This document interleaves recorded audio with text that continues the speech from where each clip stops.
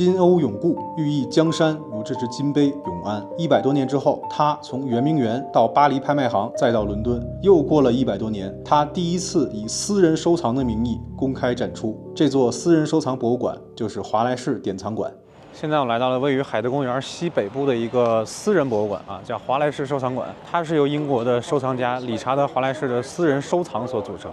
其实来到这个华莱士收藏馆，很重要的一站，就是要看一些来自于中国圆明园的文物。清代的皇帝啊，每年元旦的时候呢，会举行一个这种开笔仪式，他会在一个杯子上斟满屠苏酒，然后呢开始写各种各样的吉祥的这种文字啊。然后在乾隆时期呢，他自己设计了这样的杯，并在这个杯的正面写上了“金瓯永固”4个大字啊，所以一般我们把它叫做金瓯永固杯。金瓯永固杯目前已知的一共只有4只。在乾隆4年的时候呢，他最早铸造了这只鎏金铜杯啊，2只呢是在乾隆5年的时候啊，以这个纯金的金杯为底，上面镶嵌着宝石啊，还有这些点翠的羽毛。还有一只呢，就是在乾隆62年啊，或者说我们说嘉庆3年，在这个乾隆退位，他作为这个太上皇时期制作的一只金杯。那现在我们能在这个故宫博物院看到的那只呢，是刚才我说的最后一只啊，就乾隆62年。而现在我们在华莱士收藏馆看到的这2只呢，一只是乾隆5年的金杯，另外一只呢是鎏金的铜杯。这2个金瓯永固杯呢，我在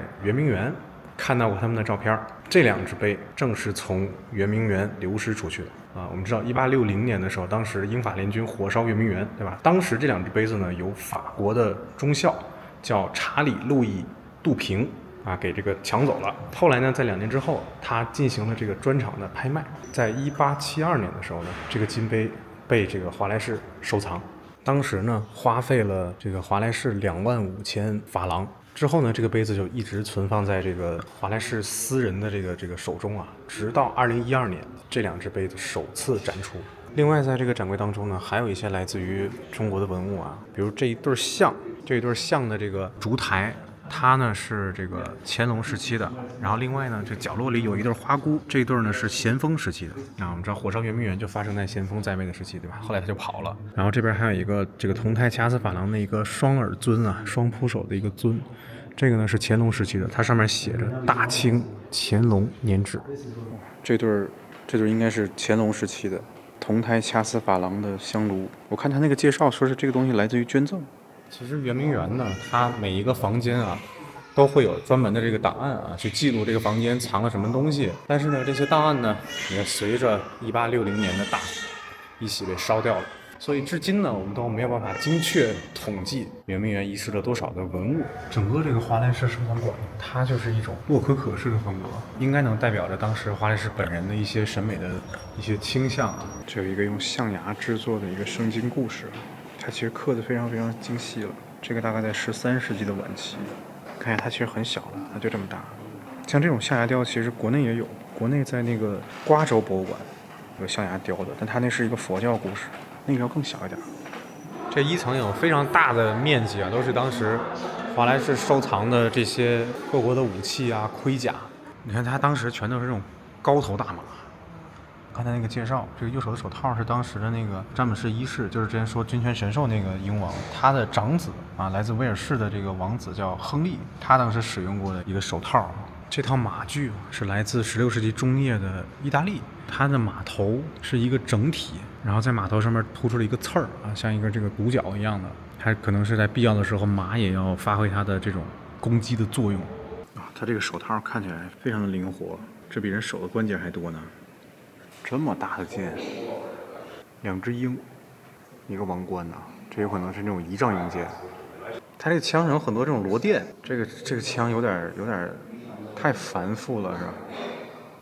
这边还有来自波斯的武器啊，然后这边还有一些是那个我们所谓的흔都斯坦风格，就现在的巴基斯坦那个地区，就它会镶嵌那种非常细小的那种红宝石，然后绿宝石，还有的会放一些青金石。然后흔都斯坦玉其实很有名，흔都斯坦玉的话，它会把那个玉碗做的特别特别薄，依然会镶嵌这种宝石。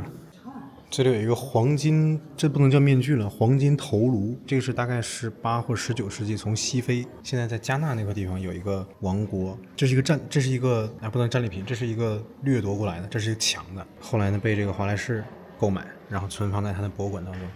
华莱士收藏馆上到2楼呢，它主要是一些这个绘画，这些绘画呢，都是很典型的洛可可的风格。我妈在看鲁本斯啊，哇，这里还有维拉斯开兹。维拉斯开兹画的这种人物，这种立体阴影，光影感很强。不是阳光的事，就是范戴克也是，他会把这个整个人物肖像处在一个灰色的背景，或者说深褐色的背景下，这样显得人特别的立体。包括现在你去拍证件照，其实也是他给你搭一个灰布，是吧？在这个范戴克的对面是伦勃朗，这个布展真的很厉害啊！看伦勃朗他的这个肖像，光影会更加的强烈，对比会更强烈。其实伦勃朗画的这些人物呢，特别像是有一个侧光，然后一个正面的顶光。其实它影响了很多摄影师的拍摄，尤其是摄影师用灯光的拍摄。你看最明显的就是他这个鼻子右侧这一块啊，有一个类似于倒三角的区域，就是典型的这个伦勃朗的对于光线的运用。后来呢，这种打光的拍摄的方式被人称为伦勃朗光。这也是一幅伦勃朗，这是伦勃朗画他的儿子，叫提托斯。你看这个倒三角就非常明显了，对吧？我妈说这个人感觉像活了一样，他的这个笔触特别的写实，包括衣服上这些碎花，还有这些特别细小的，像绣在上面的一样。这是18、19世纪的这些欧洲的瓷器啊，洛可可风格的瓷器，就像一个石榴一样。查理一世老演员了。这个必须好看啊！这幅画很有名的，它讲的是一个偷情的故事。对，你看它所有的高光集中在中间这个女的，然后她踢丢了一只鞋，然后她整个的这个神态是比较的放荡的，想试图去拖她的人，这就是她偷情的对象。然后后边那个人可能是她老公。而且弗拉戈纳尔他的这个油彩很重，从侧面看是有一点点这种立体感的。这幅画当中出现了几个丘比特。看这个丘比特的神态非常值得品味。嘘，这小孩也是弗拉格纳尔的画，这也是弗拉格纳尔，和刚才那个偷情是一个人画的。你看他的笔触特别重，他的用料特别重。在那幅画对面发现了谁？路易16，还有玛丽安东尼。英国有查理一世，法国有路易16，真让人摸不着头脑。同时，华莱士呢还收藏有多幅的雷诺兹和庚斯伯罗的画。我特别喜欢看庚斯伯罗画的人物的面部。看庚斯伯罗的笔触非常的流畅，但是他对于面部的描绘，看非常的细致。